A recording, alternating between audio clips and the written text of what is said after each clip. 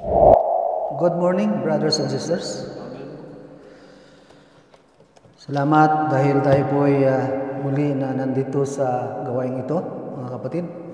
At malaking bagay po na tayo po ay nagkaroon ng pagtitipon para sa Panginoon. At napakabuti ang Diyos. At sa panahong ito, alam natin na nababalita sa Middle East na patuloy pa rin ang giyera doon sa Gaza Strip. At kung ating pong papansinin ang ating panahon ngayon ay talagang marami pong mga denomination o mga Pentecostal, lalo na sa mga Pentecostal, ang siyang umaasa ng rapture na tinatawag. At bawat Kristiyano ngayon sa time na ito, mga kapatid, ay bukang bibig ang pagbabalik ng Panginoon. At ganoon din tayo, para sa atin, ay mahalaga ba ang tayo'y aasa din, mga kapatid? At kung isa ka sa nagnanasa sa pagbabalik ng Panginoon, mga kapatid, ay gaano ito kahalaga sa iyo? At mahalaga ito para sa atin, para sa akin ay napakahalaga. Dahil kung tutuusin lang ay marami pong mga kabigatan ang ating pong nakakaharap na marami pong mabibigat ng mga problema, minsan ang ating pong pinapasan. Ngunit dahil sa awa at grasya ng Diyos, ay nandyan tayo na tayo ay palaging binibigyan niya ng pansin. Ang bibigyan natin ng pansin ngayon, mga kapatid, ay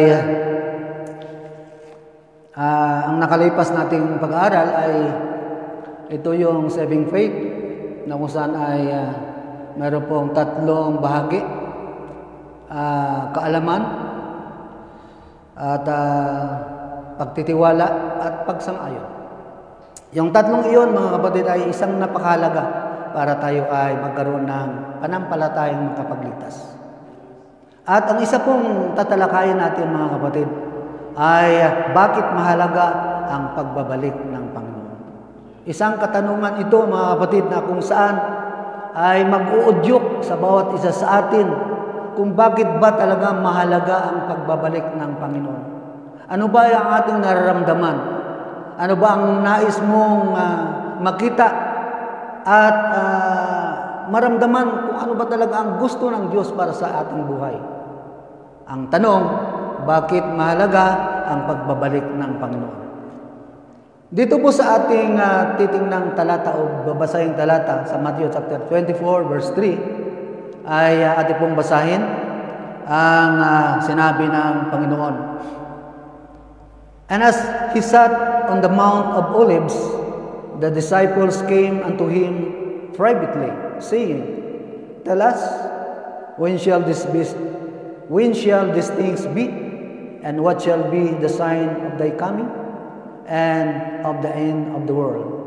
So itong binasa natin, mga kapatid, ay may tatlo pong katanungan. Kung titingnan mo, mayroon pong tatlong katanungan ang napaloob dyan. Unang katanungan ay, kailan mangyayari ang mga bagay na ito? Pangalawa, anong magiging tanda ng iyong pagpaparito, ang iyong pagparito? At pangatlo, at ano ang katapusan ng mundo? So nandyan lahat, mga kapatid. Kaya tatalakayin natin ang mga sinabi na yan ng ating Panginoon, na kung saan sabi niya, ang ating katanungan ay, ang una nating tatalakayin ay, kailan mangyayari ang mga bagay na ito? Ito ang unang nating tema, mga kapatid, ayon sa Thessalonians chapter 2 verse 3, na kung saan ay kaugnay dito sa ating pong tatalakayin. So basahin muna natin bago tayo magpatuloy. 2 Thessalonians chapter 2 verse 3, Let no man deceive you by any means, for that day shall not come except there come a falling away first. So ito yung kaugnay niya sa ating pong unang katanungan, kailan mangyayari ang mga bagay na ito, na kung saan ay binigkas din ni Apostol Pablo sa kanyang sulat sa 2 Thessalonian, na kung saan, let no man deceive you by any means, for that day shall not come except there come a falling away first. Ano ba yung falling away first? Ito ang una nating papansinin mga kapatid. Sa wikang Greek, ito ay tinatawag na apostasya, ang falling away.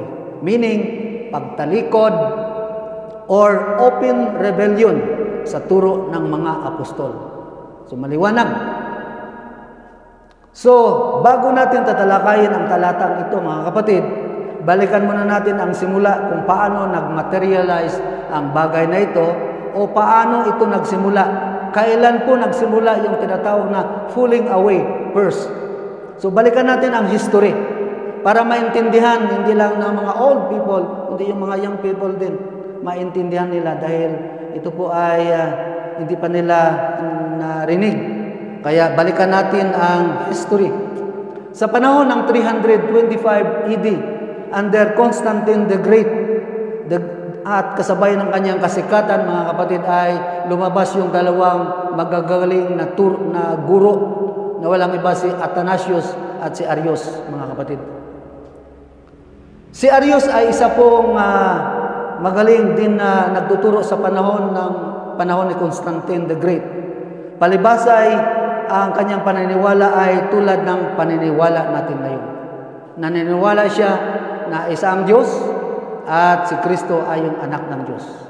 Samantala, si Athanasius ay isa itong obispo sa kanyang kapanahunan. At ang itinuturo niya ay 3 persona ng Diyos.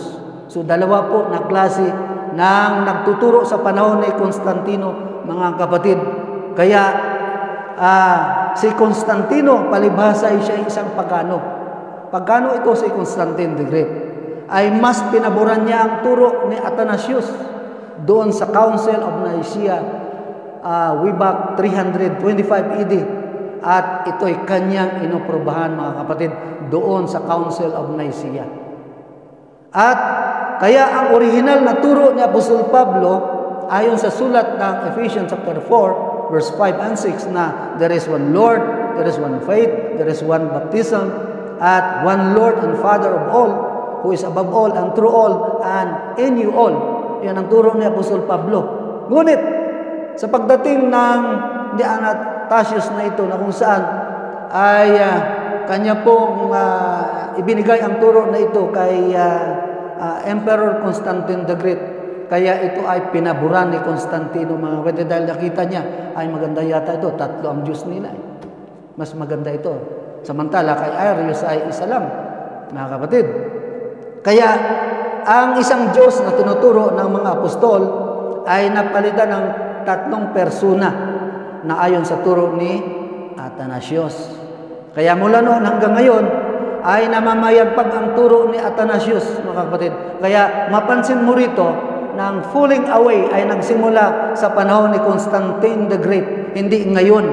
Noon pa nagsimula na sila po ay nagkaroon ng open rebellion.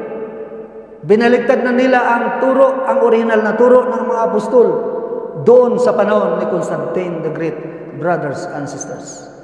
Kaya mula noon hanggang ngayon ay namamayagpag ang turo na ito ni Athanasius sa bawat malalaking simbahan sa ating kapanahonan. The falling away first was started during the time of Constantine, ulitin ko, and Athanasius ay totally nabulok ang original na doktrina ng Diyos sa pamagitan ng turo ni Apostol Pablo, brothers and sisters. Nang mag-collapse ang Roman Empire noong 476 AD hanggang 1000 AD, na tinatawag na Dark Age, mga kapatid, halos 524 years na namamayagpag ang relihiyong ito. So, 476, nag-collapse ang Roman Empire. At from 476 to 1000 AD, ay hindi po 1000 years ang Dark Age, kundi umabot lang ng 524 years ang kanyang inabot. So, dito sa ating chart, mga kapatid, kung paano po nag-start yung tinatawag na falling away sa pamamagitan ng turo ni Athanasius, brothers and sisters. So 476, bumagsak ang Roman Empire. Doon nag-start yung Dark Age. So panahon ng Dark Age ay tanging RCC lang ang institusyon na nasusunod. sa panahong iyan. Walang ibang reliyon, mga kapatid. Ito ang panahon ng kakulangan ng kaalaman ay umabot ng 524 years ang kanyang inabot. At natapos bandang 1000 AD. Sa halos 500 years, 524 years ang simbahang Katoliko ang nagsilbing na mamagitan sa mga tao sa panahong iyon. Kaya sa pilitan ang tao tumanggap ng reliyong iyan, mga kapatid. Sa panahong ito, ginamit niya ang misyonero upang i-convert ang tribo ng mga barbarian people. Mga Francis at mga ng Anglo-Saxons at mga hari. Silang lahat ay tinawag na Roman Catholic. Yan po yung nangyayari, mga kapatid. Kaya mula noon hanggang ngayon ay namamayagpag yung reliyong ito na kung saan dala-dala nila ang turo ni Athanasius, brothers and sisters. Ngayon, dito natupad ang hula sa sulat ni Matthew chapter 13, verse 33. So balikan lang natin yan, sister. Punta tayo sa Matthew chapter 13, verse 33. Sabi pa rito, another parable speak he unto them, the kingdom of heaven is like unto leaven, which a woman took and hid in 3 measures of meal, till the whole was leavened. Ang babae na tinutukoy nito, ang kingdom of heaven ay tumutukoy sa grace age dispensation, na kung saan ay yung babae ay kumuha ng 1 kilong harina o harina na lang. At ito po ay hinalo niya sa libadura. At ang pinaghalo niya ay ito po ay umalsa, mga kapatid. Kaya mula noon, yung turo ni Athanasius ay umalsa at hanggang ngayon ay namamayagpag ang turong iyan, mga kapatid. Kaya tama yung mula dito sa Matthew chapter 13 verse 33 na sinilita niya sa kanila ng ibang talinhaga. Ito ay talinhaga, parabola.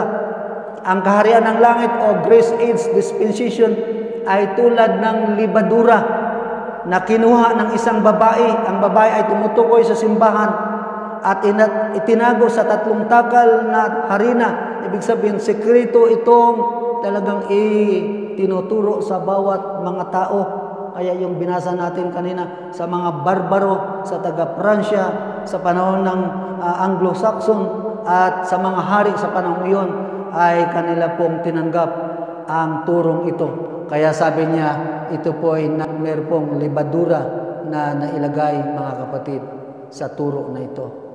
Kaya ibig sabihin, lumago at umalsa, mga kapatid, ang doktrina ni Athanasius at ang imperyo ng Roman na dating pagano ay sa pilitang pinatatanggap sa kanila ang bagong doktrinang binubuo ng 3 persona, brothers and sisters.